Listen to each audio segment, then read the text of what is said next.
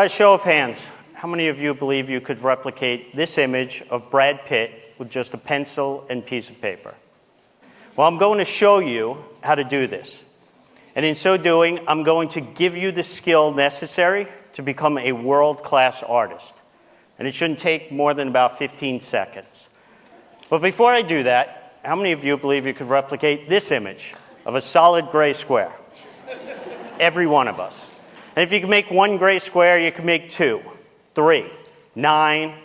Truth of the matter is, if you could make just one gray square, it'd be very difficult to argue that you couldn't make every gray square necessary to replicate the image in its entirety. And there you have it. I've just given you the skill necessary to become a world-class artist. Now, I know what you're thinking. That's not real art. Certainly wouldn't make me a world-class artist. So let me introduce you to Chuck Close. He's one of the highest earning artists in the entire world for decades, and he creates his art using this exact technique. You see, what stands between us and achieving even our most ambitious dreams has far less to do with possessing some magical skill or talent, and far more to do with how we approach problems and make decisions to solve them. And because of the continuous and compounding nature of all those millions of decisions that we face on a regular basis, even a marginal improvement in our process can have a huge impact on our end results. And I'll prove this to you by taking a look at the career of Novak Djokovic. Back in 2004, when he first became a professional tennis player, he was ranked 680th in the world. It wasn't until the end of his third year that he jumped up to be ranked third in the world. He went from making $250,000 a year to $5 million a year in prize money alone, and of course he did this by winning more matches. In 2011, he became the #1 ranked men's tennis player in the world, started earning an average of $14 million a year in prize money alone, and winning a dominating 90% of his matches. Now here's what's really interesting about all of these very impressive statistics. Novak doesn't control any of them.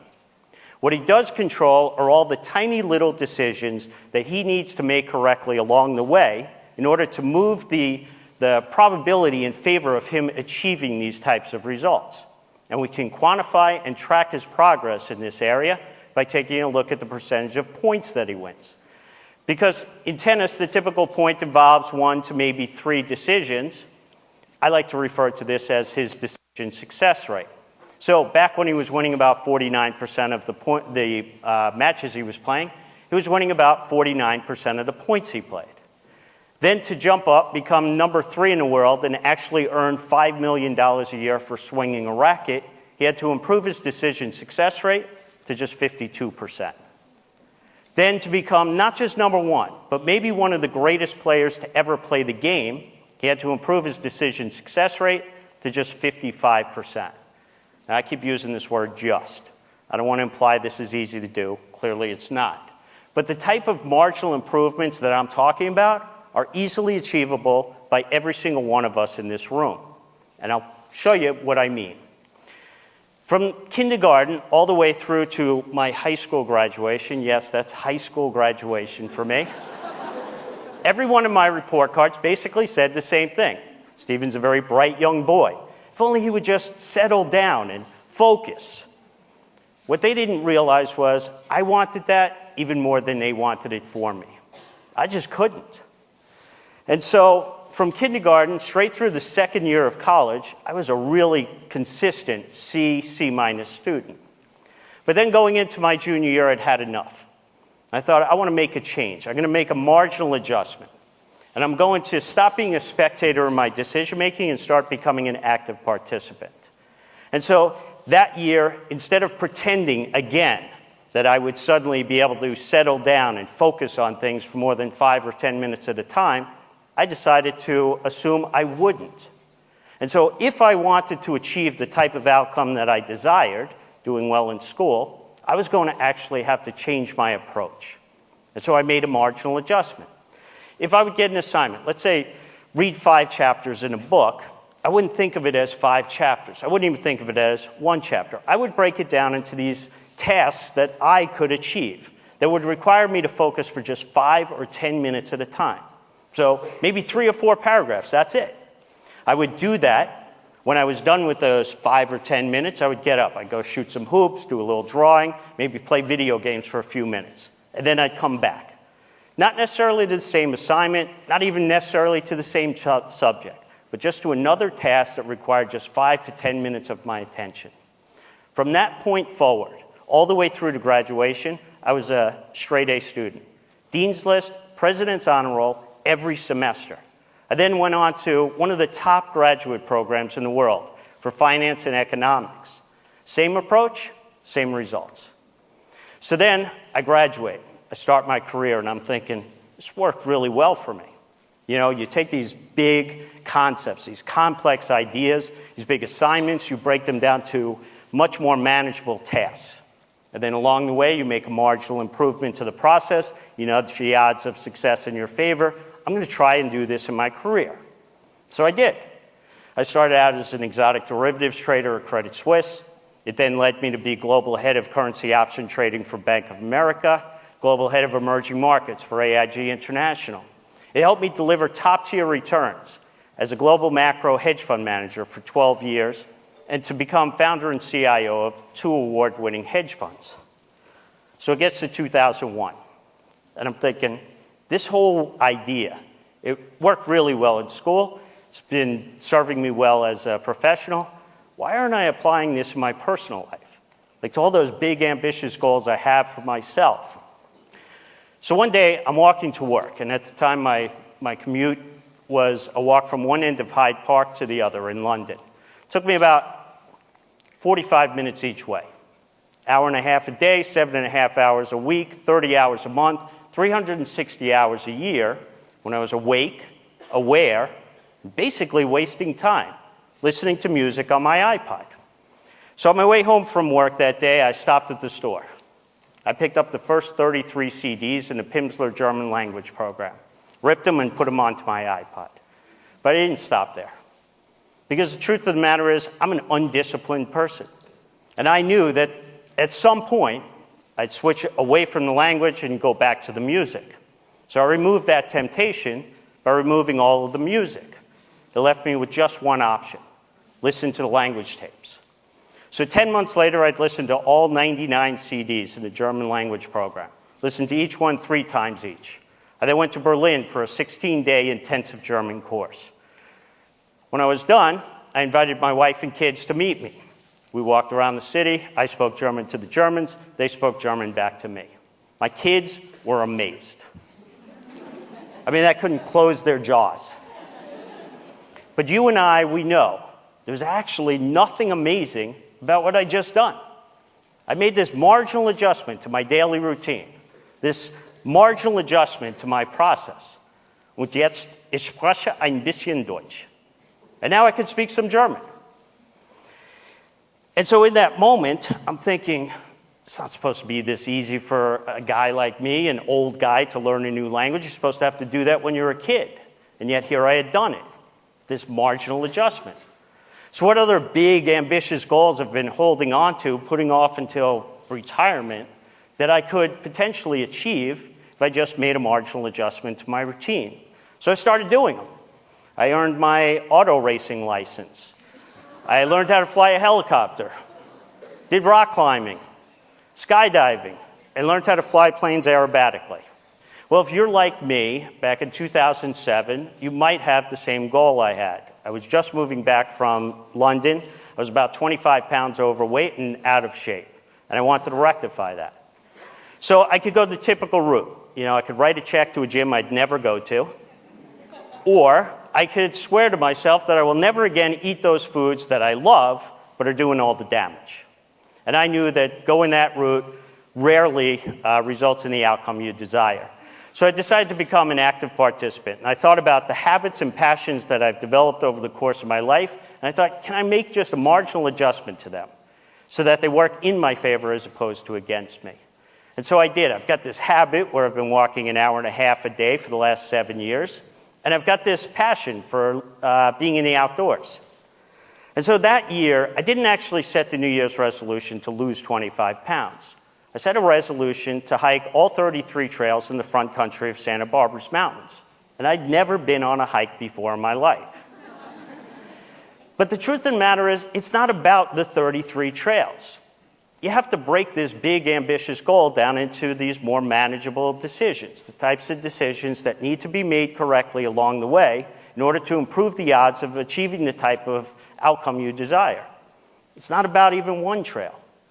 It's about those tiny little decisions, like when you're sitting at your desk, putting in just a little extra time at the end of a day. Or you're lying on your couch and you're clicking through the channels on your remote control or scrolling through your Facebook feed. And in that moment, you make the decision to put it down. You go put on your hiking clothes. You go walk outside your front door and you shut it behind you. You walk to your car, you get in your car and you drive to the trailhead. You get out of the car at the trailhead and you take one step. You take 2 steps, 3 steps. Every one of those steps that I've just described is a tiny little decision that needs to be made correctly along the way in order to achieve the ultimate outcome. Now, when I say I want to hike 33 trails in the front country, people think about the decisions at the top of the mountain. That's not what it's about. Because if you don't make the right decision when you're on the couch, there is no decision that occurs at the top of the mountain. So by the end of the year, I had hiked all 33 trails in the front country. I did them a couple of times each. I even did a few in the back country. I lost the 25 pounds, and I capped the year off by doing the hardest half marathon in the world, the Pier to Peak. In 2009, I got really ambitious. Ambitious for a guy who still to this day cannot settle down and focus on anything for more than 5 or 10 minutes at a time, and that was to read 50 books. But again, it's not about reading 50 books. It's not even about reading one book. It's not about reading a chapter, a paragraph, a sentence. It's about that decision when you're sitting at your desk at the end of the day, or when you're lying on the couch, or flicking through your Facebook feed, and you put down the phone. You pick up a book and you read one word. If you read one word, you'll read 2 words, 3 words. You'll read a sentence, a paragraph, a page, a chapter, a book. You'll read 10 books, 30 books, 50 books. In 2012, I got really ambitious. I set 24 New Year's resolutions. 12 of them were what I call giving resolutions, where I did 12 charitable things that didn't involve writing a check. But it's not without its failures. I tried to donate blood, and they rejected me because I'd lived in the UK. I tried to donate my sperm, they rejected me because I was too old. I tried to donate my hair, and it turns out nobody wants gray hair. So here I was trying to do something to make myself feel good, and it was having the opposite effect. So anyway, I've also had these 12 learning resolutions to learn 12 new skills. And when I was done with unicycling, parkour, slacklining, jumping stilts, and drumming, my wife suggested I learn how to knit. And I'll be honest, I wasn't all that passionate about knitting. But one day I'm sitting under this 40-foot tall eucalyptus tree that's 2.6 miles up the Cold Spring Trail in Santa Barbara, and I'm thinking, that tree would look really cool if it were covered in yarn. And so I went home and I Googled this, and it turns out this is a thing people do. It's called yarn bombing. You wrap these public structures with yarn. And the 2nd annual International Yarn Bombing Day was just 82 days away. So for the next 82 days, no matter where I was, if I was in a board meeting, on the trading floor, in an airplane, or in the hospital, I was knitting, 1 stitch at a time. And 82 days later, I had done my first ever yarn bomb.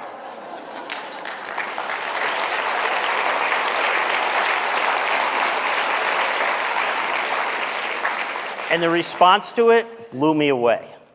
So I kept going with bigger, more ambitious projects that required more engineering skills. And in 2014, I set the goal to wrap 6 massive boulders in Los Padres National Forest at the top of the mountains. But if I was going to pull this off, I'd need help.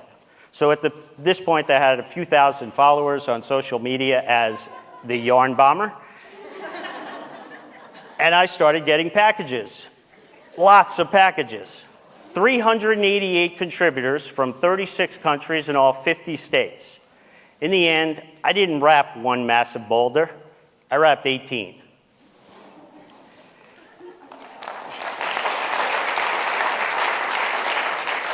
So I kept going. with bigger, more ambitious projects that would require me to work with new materials like fiberglass and wood and metals, which culminates in a project that is currently at TMC here in Tucson, where I wrap the Children's Hospital.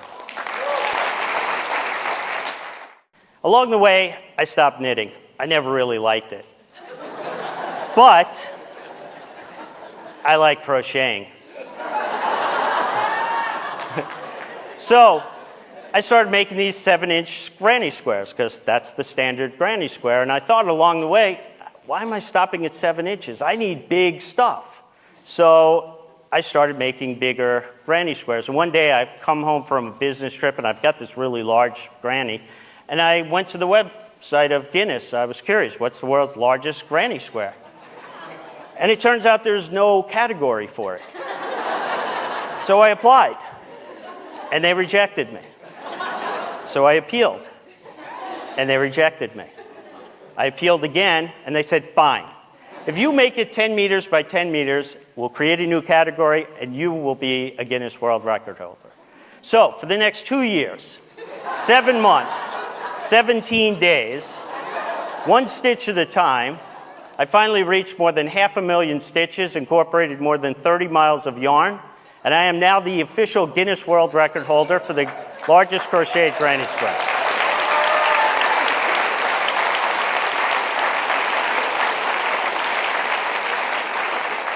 Along the way, I've garnered an awful lot of attention for my escapades. I've been featured in Newsweek magazine, Art News, which is kind of the Bible for artists. But what I want you to realize when you hear these things, I'm still that C- student. I'm still that kid who can't settle down or focus for more than 5 or 10 minutes at a time. And I remain a guy who possesses no special gift of talent or skill. All I do is take really big, ambitious projects that people seem to marvel at, break them down to their simplest form, and then just make marginal improvements along the way to improve my odds of achieving them. And so the whole reason I'm giving this talk is I'm hoping to inspire several of you to pull some of those ambitious dreams that you have for yourself off the bookshelf and start pursuing them by making that marginal adjustment to your routine. Thank you.